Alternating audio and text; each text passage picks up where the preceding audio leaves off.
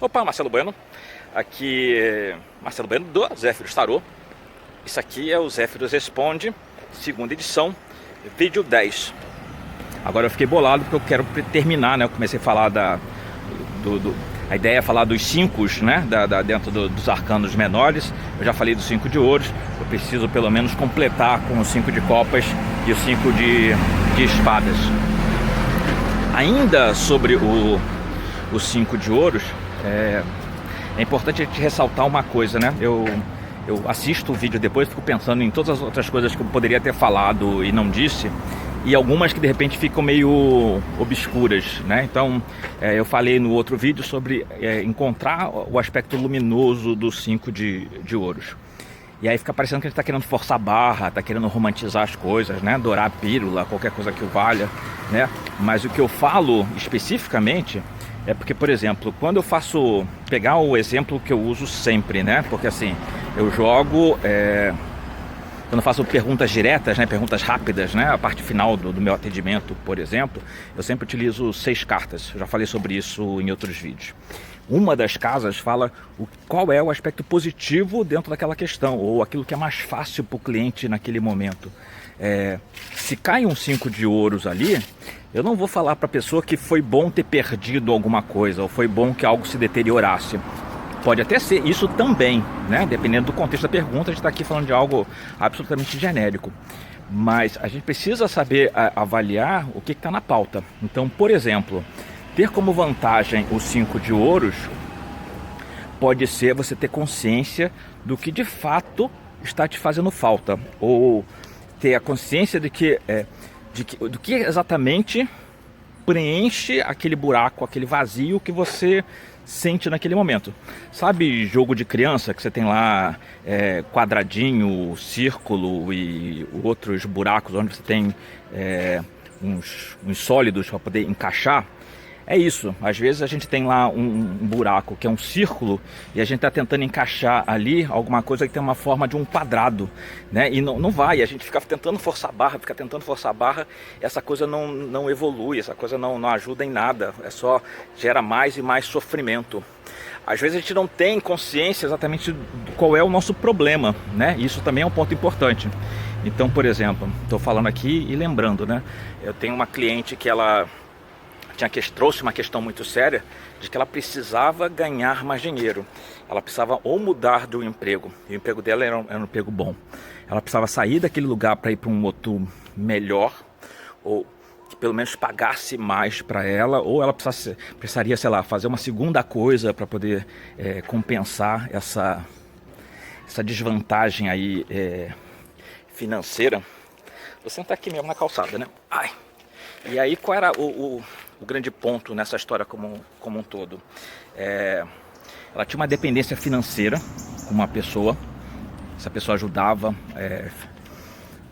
em algumas contas, né? Não vou aqui entrar em detalhes. Só que meio que a contrapartida dessa ajuda vinha do fato de que essa pessoa se achava no direito de dar 1000 palpites na vida dessa criatura que me procurou. Quando a gente fez o jogo, descobriu que assim, cara, tudo bem, mas se você consegue um puta emprego, ou se você permanece nesse emprego que você já gosta, e você consegue, sei lá, vai fazer empada, ou qualquer outra coisa, né? Vai vender miçanga na Paulista, ou qualquer coisa que valha para dobrar o teu orçamento, essa pessoa vai deixar de dar opinião na sua vida? Não, por quê? Porque ela já dá opinião na sua vida há anos, e ela vai continuar dando opinião na sua vida porque foi uma porta que você deixou aberta. Porque às vezes não é questão de doutrinar as outras pessoas, porque as outras pessoas são como elas são, mas é você saber colocar os limites. Então, se você não sabe colocar os limites nessa relação, não é dinheiro que vai resolver isso.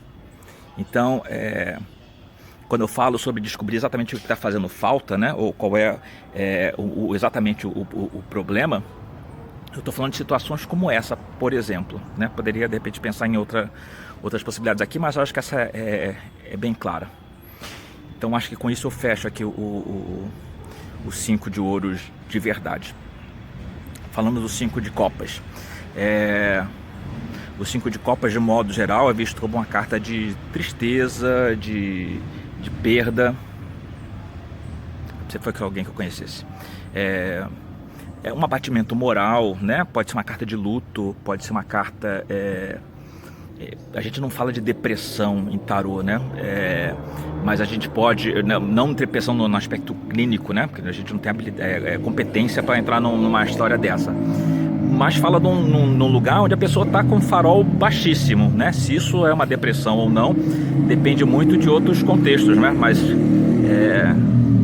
sei lá, você tem um emprego e é mandado embora, ou você tem um relacionamento que se acaba e você não esperava por isso, é normal, né? Que você tenha aí deu uma murchada, porque afinal de contas estamos vivos, né? Estamos encarnados.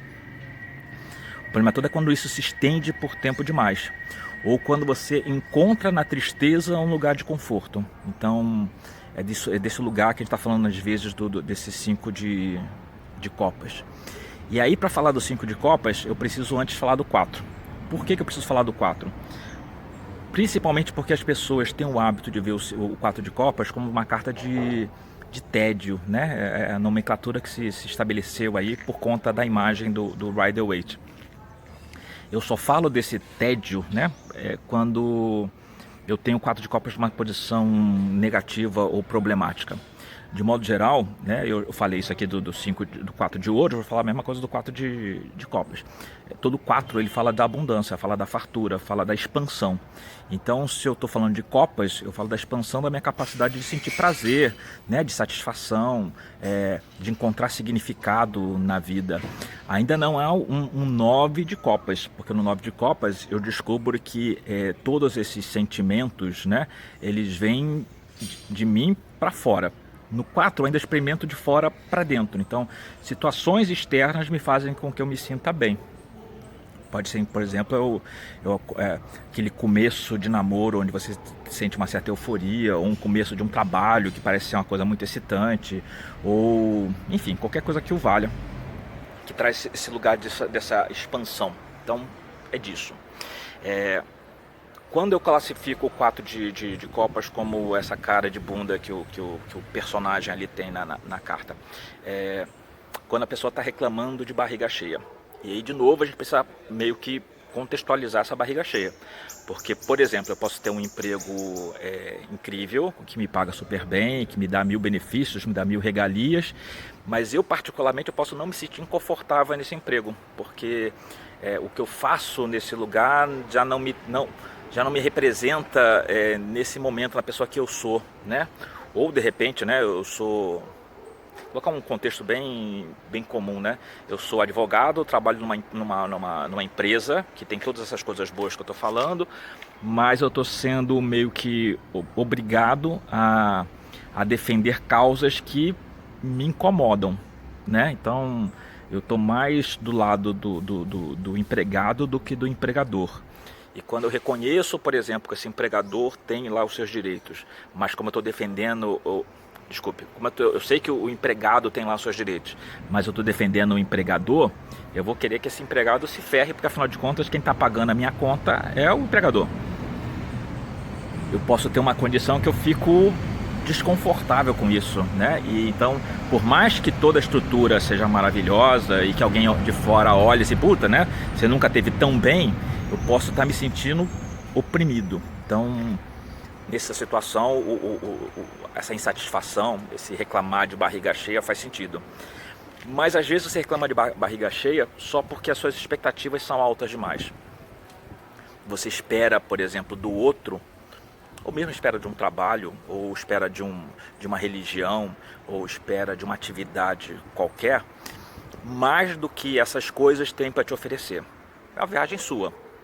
E aí, como você sai dessa medida, por mais que as coisas estejam lá sendo oferecidas para você, você não consegue se sentir preenchido, não consegue ter prazer com aquela condição. E aí, onde é que a gente cai no 5 de copas? Fora todo aquele discurso de tristeza, melancolia, perda, luto e tudo mais, pode ser exatamente quando eu perco, isso que eu tinha e eu reclamava. E aí cai a ficha assim, puta, eu era feliz e não sabia. Então, sei lá, mas é uma coisa fácil a gente avaliar isso às vezes em relacionamento, né? A pessoa reclama do seu par, porque cria muitas demandas e essas demandas nunca são preenchidas, ou porque existem aspectos positivos e negativos, mas você resolve valorizar mais os negativos daquelas coisas que são boas. E aí depois, quando acaba, você percebe que assim, puta, como aquela pessoa é importante, ou como aquela pessoa me faz falta.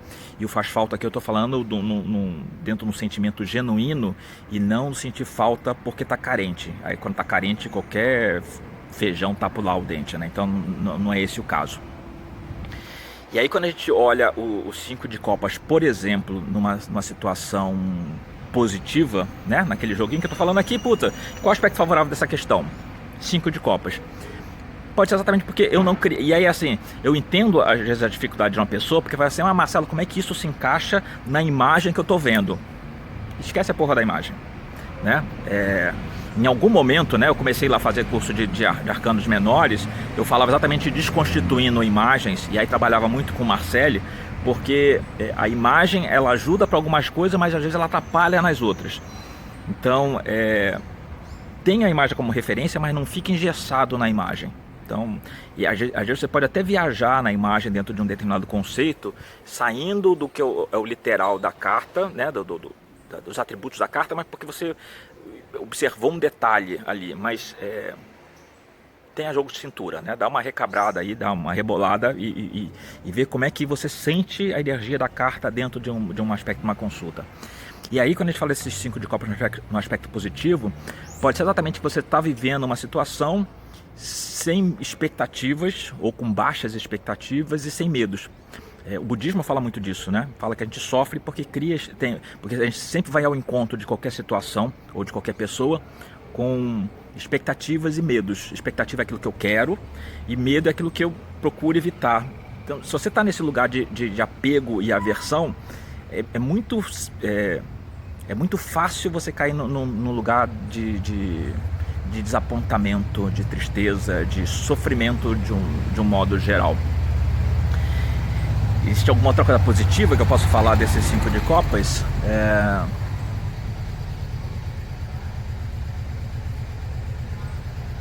Tô pensando aqui. Me escapa agora alguma coisa.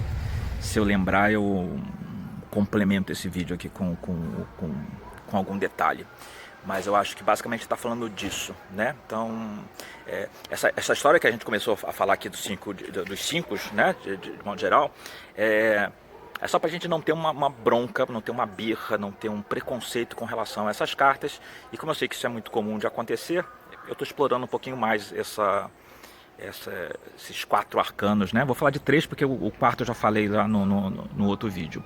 Se vocês tiverem alguma dúvida com relação a isso, escreve aí em algum lugar que eu tento responder na próxima gravação. Tá legal? Abraço, até a próxima.